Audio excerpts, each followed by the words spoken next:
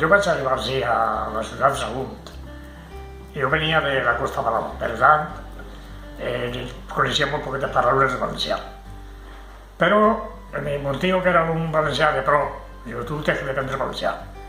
Així que a tots els companys de treballs els dia que me parlaven en valencià.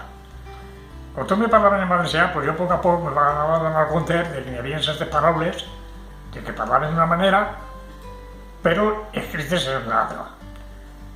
A mi també em va ajudar molt la meva devoció que tenia per la poesia, perquè després de treball el meu joc era la biblioteca. En la biblioteca hi havia un diari que deia Les Províncies, i continua sent Les Províncies, però hi havia una columneta escrita en vers, rimat, que estava signada per un tal Roc. A poc me vaig assabentar que el tal Roc era Vicent Andrés Estellés, el gran poeta de Burjassot. I jo dic una cosa que és molt important. Estar en un lloc i no conèixer la llengua, això és una trava. Per tant, jo animo a la gent a que intente dependre-lo, perquè si s'intenta, se pot. Si vol, es pot.